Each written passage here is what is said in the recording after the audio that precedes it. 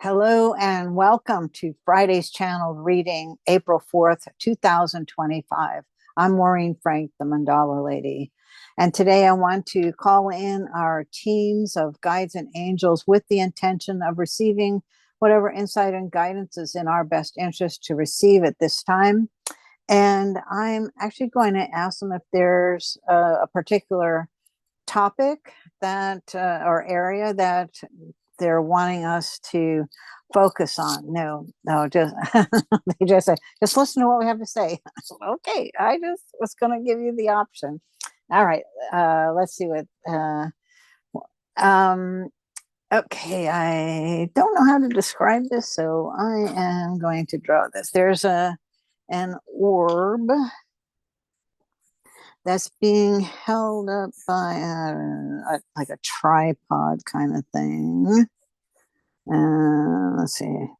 It's going that way, then this one's going to come this way. I don't know if this is going to make sense.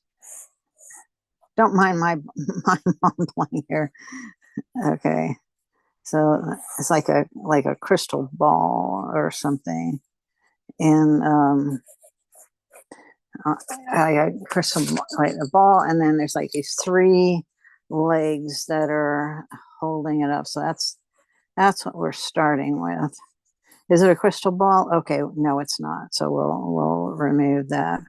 So what's going on to you? What color is? It's kind of a light blue. Let's see if I've got something like that too.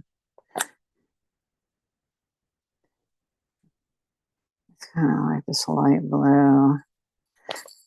Also want some kind of light pink. Do I have a light pink? There we go. Kind of opally, if that makes sense. And then the bottoms are more like wood. So these are like wood.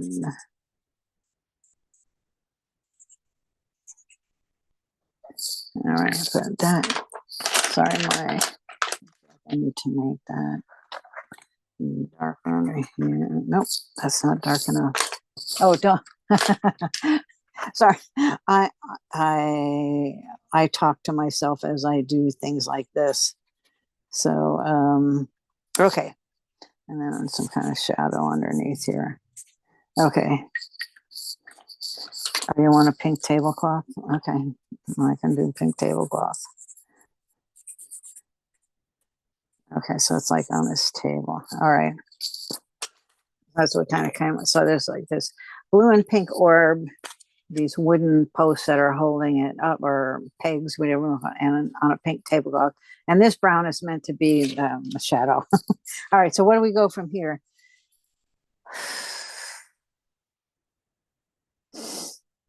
Okay, I'm seeing I'm seeing two, like there's two people inside, little people, add those in there.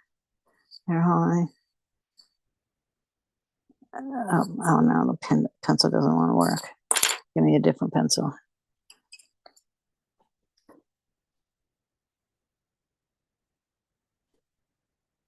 My skill set is lacking when it comes to drawing people, so we're going to have to settle for these kind of stick figures. But it looks like they're holding hands. See, I hope to work on that this year, my drawing skills. So there's just two, and they're holding hands. So what's going on in there?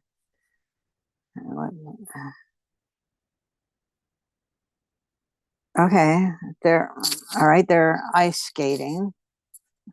All right, I don't know how to draw ice skates on there. Okay, we'll just put little blades there. They're ice skating. So there's obviously like a glass surface inside there, and they're skating inside there. Okay. They're having fun. So are these professional skaters just casual? They're just flowing on. Oh, yeah, there's a sense of moving smoothly on the ice. There's flowing. There's no choppiness.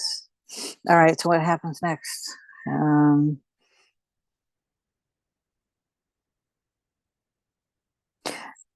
Oh, that's interesting. Okay, so they're not professional ice skaters, and yet they can do some fancy ice skating. So I'm seeing them doing this ice dancing routines where one person is lifting the other, and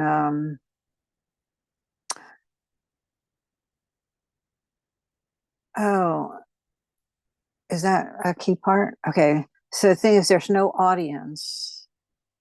These two are just skating for the fun of it. Um, some something they don't always get to do.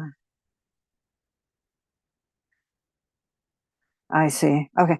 Sorry. Um, I got lost on the story there. So with all of the pressure, so while they're not professional skaters, they are athletic.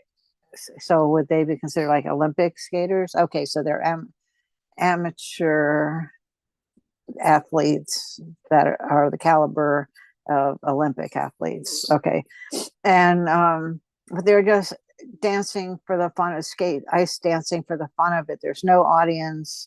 There's no pressure to do a routine. They can just do as the spirit it moves them. So it's taking away the pressure.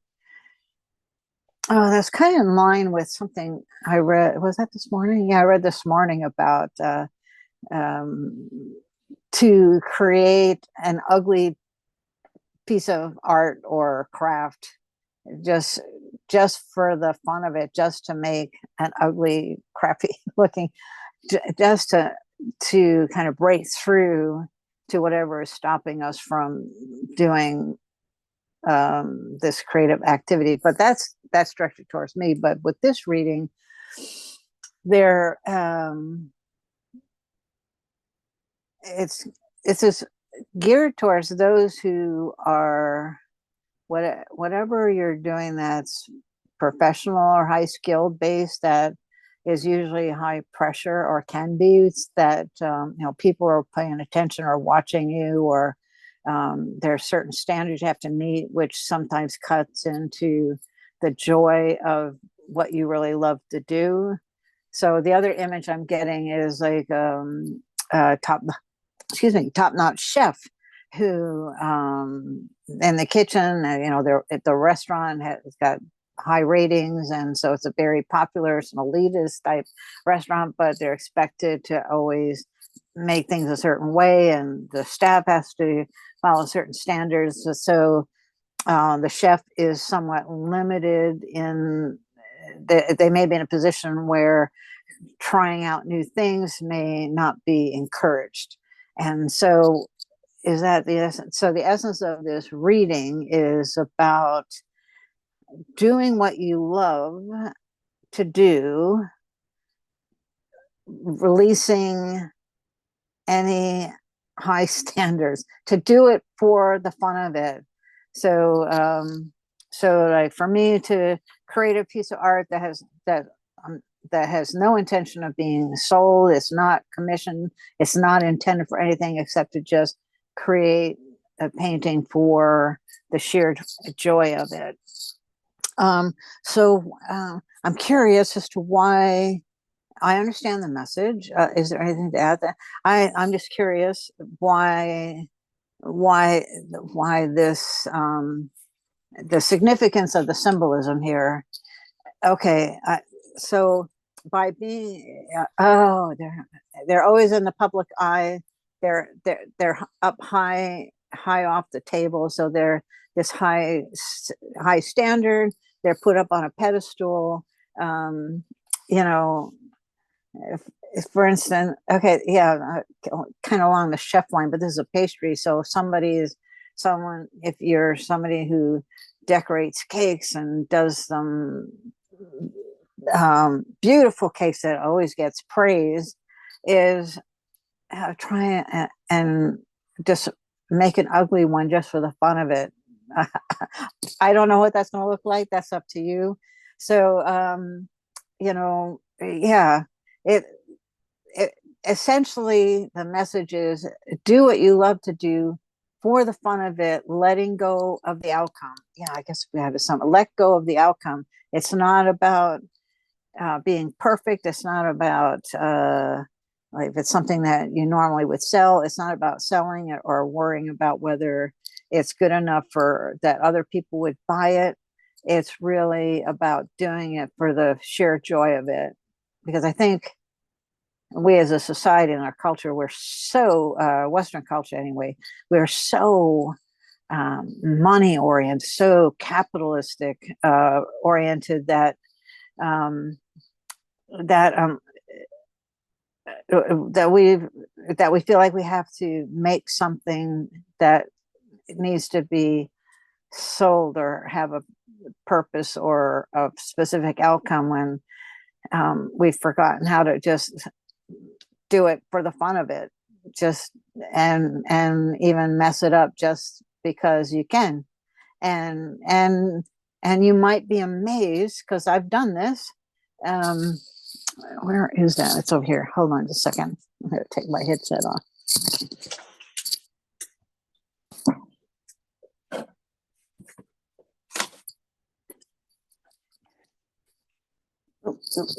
I'll come back.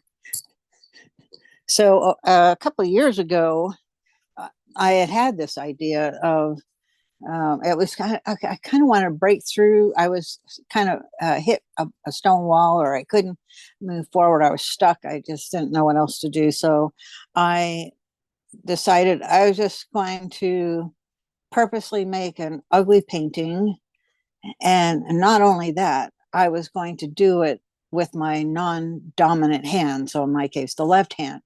And so I just went wild and crazy with it. Let's see if I can do it without the glare. And I love it. I love this painting, and I feel like it feels like my creative spirit and like the arm energy raising up, like yay, that is kind of leaping, like this is where the knee would bend if it was leaping. And anyway, it wound up being something that I treasure. So yes, and there might be some people that would think this is ugly. I actually love it. So allow yourself to do what you love. It doesn't have to be creative. I mean, it doesn't have to be art related. It's just something that you love to do, but just do it for the sake of doing it. That it's not intended for anyone. It's not intended to be sold. It's not, there's no other intention except to just have the experience of creating. And sorry, this went a little long. Hopefully you hung in there. So um, yeah, and doing it, yeah. So essentially, you're putting yourself in a bubble, in a protective bubble that says, "I don't care what's going on outside of me. I just want to have fun." Is there a significance of the colors that were used? Yes, the pink and the blue. Um, okay, not masculine, feminine, pink and blue.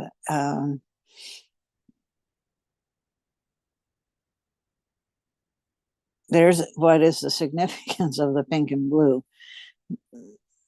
Mm.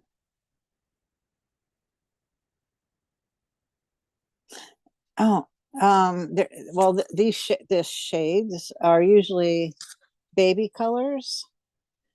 Is that right? Okay, usually, and traditionally, when um, like when there's a baby shower, and the gender is not known, or maybe if it is known, that the standard or the classic is to get blue for boys and pink for girls. But I think it's more about the baby thing, meaning little kids. If you ever get to watch little kids doing what they love to do, they don't worry about um, the outcome, or whether it's like they'll sit at a piano and they just want to hear the noise. They're just having fun expressing. So that's the significance of the pink and blue, is get back to that curious childlike energy of whatever it is that you love to do, and then do it from that space. And then it's, oh, okay, no, nothing else to add. Okay. I hope that all made sense. Actually, I'm just thinking about how does this tie in? Yeah. Okay. Nothing else to add. Okay. Sorry. So, yeah, thank you for being here. And if you're interested in getting the Monday videos that give the focus for the week, I'll have a link to the sign up. It's free, but you'll get an email with the link. So you'll get the every Monday you'll get that video to know how to, or suggestions on how best to use the energies for the week. Anything else to add on that? Nope. All right. Until next time. Oh, and then if you do sign up, you will also have the option or the opportunity to suggest a topic, or you could ask a question for a Friday reading. Okay, that's it. Until next time, do take care. Bye bye.